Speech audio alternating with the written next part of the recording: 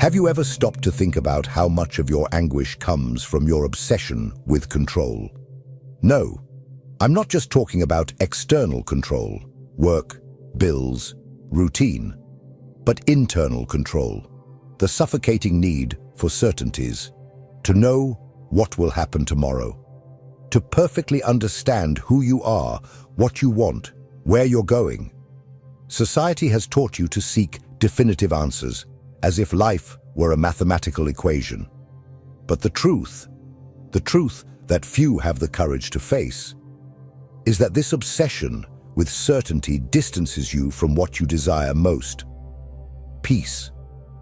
Perhaps you are tired, exhausted from trying to predict the unpredictable, from crafting perfect plans that crumble at the slightest breath of chance. Maybe you are living in the limbo of anxiety, where every uncertainty becomes a threat, where the unknown seems like an enemy to be defeated. But what if the problem isn't the uncertainty? What if the real poison is your refusal to accept it? Michel de Montaigne, a French thinker from the 16th century, understood this before any of us. While the world around him sought dogmas, absolute truths, closed systems, he did something rare. He looked inward. He observed his own mind, his fears, his inconsistencies, and dared to write about all of it with brutal honesty. Not as someone who has the answers, but as someone who learned to live better with the questions. And that's what you need now. No more certainties, but a new relationship with what cannot be controlled. In this video, I want to propose a different path, a lighter and much braver way to face life. I want to show you, through Montaigne's wisdom, that when you stop resisting the unknown, something changes. Anxiety loses its grip, pressures diminish, and for the first time in a long time, life begins to seem simpler. But be careful. This simplicity doesn't come from the outside. It's not a change in the world. It's an internal revolution. And it starts now when you decide to let go, to abandon the illusion of control and to walk with me, not towards answers, but towards a new way of being in the world. Are you ready? Because this journey, unlike anything you've been taught, begins with a single phrase: I don't know, and that's okay. Montaigne was not an ordinary philosopher. He did not ascend to pulpits, create complex systems, or try to force the world into rational formulas. He wrote from within his own skin. Sitting in his library, surrounded by books and silence, Michel de Montaigne decided to investigate the most unstable and mysterious object that exists: himself. His texts are not treatises, they are mirrors. He did not write to convince you, but to invite you, to think, to doubt, to question, to look within yourself without fear. Or rather, despite the fear. Unlike other thinkers who sought universal truths, Montaigne embraced the opposite.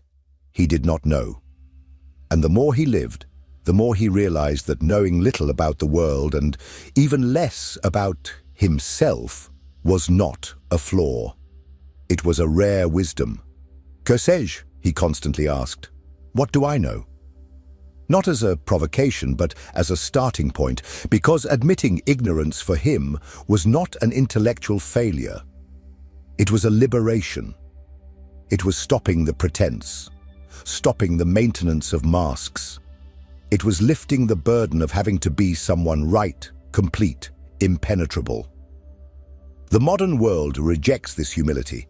We live in a time when one must have an opinion about everything, a stance on everything, certainties as sharp as blades. But Montaigne offers us the opposite, the chance to be human before being ideological. He believed that our fragility, our doubts, our contradictions are not weaknesses to be corrected, but essential parts of what makes us truly alive.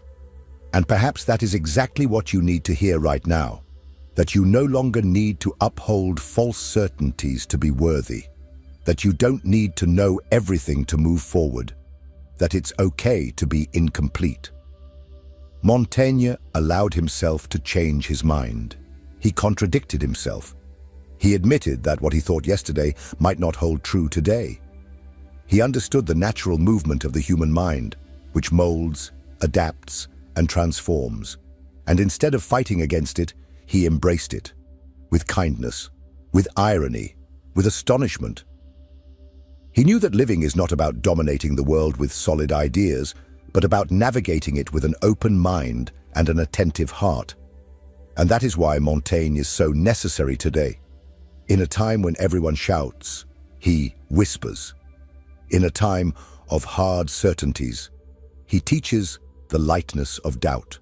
And if you are feeling lost, crushed by the demands of being someone stable, defined, unchangeable, perhaps what you lack is not direction, but freedom. The freedom to change, to not know, to simply be. But Montaigne does not just invite us to doubt, he warns us about the price of fleeing from it. Because the more we try to control life, the more suffering we generate. And that is exactly what we are going to talk about now. The silent suffering that arises from the desperate attempt to control the uncontrollable. If this content is making sense to you, click the subscribe button and subscribe to the channel. Thank you for your support. You try to control everything, don't you? Tomorrow, other people's reactions, your career, your body, your feelings, even what doesn't depend on you. And the more you try to hold the reins of life, the more it slips away.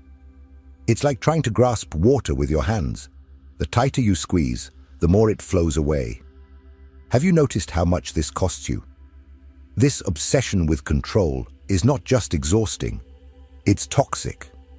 It turns you into a prisoner of unrealistic expectations, a permanent inspector of everything that could go wrong. And this has a name: anxiety. Anxiety at its core is the fear of the unpredictable. It's the desperation for guarantees in a world that offers none. Most people live in this constant state of alert, trying to anticipate every curve in the road, as if that could prevent the accidents of the soul. But Montaigne knew something that modern psychology only confirmed centuries later. Living in an attempt to predict the future is to live in a state of war with reality. You see, human suffering doesn't come only from what happens to us. Often, it comes from our futile struggle against what happens. It's the desire for life to be different from what it is. It's the denial of the natural flow of things. Montaigne wrote about this with an almost disconcerting frankness. He accepted his pains, his losses, his uncertainties, not as something to be eliminated, but as an integral part of existence. And by doing so, he freed himself from the burden of resisting everything. Have you noticed how the most controlling people are also the most tense, the most exhausted, the most inflexible? They don't relax because they believe that if they're not always in control, something bad will happen. But this belief doesn't protect, it imprisons.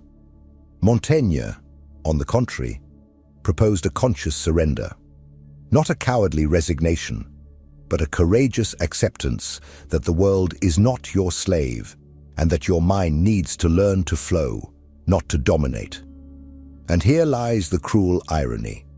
The more you try to control, the more frustrated you become. And the more frustrated you are, the more you think you need control. It's a vicious cycle that swallows you whole. And what do you gain in the end? A tense body, an exhausted mind, and a soul without peace. Montaigne shows us another way. Living well is not about controlling everything. It's about knowing how to coexist with what cannot be controlled.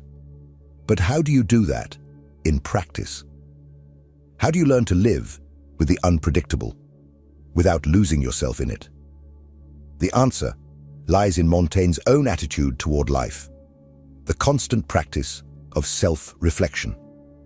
Not as a way to analyze oneself coldly, but as a ritual of deep inner listening.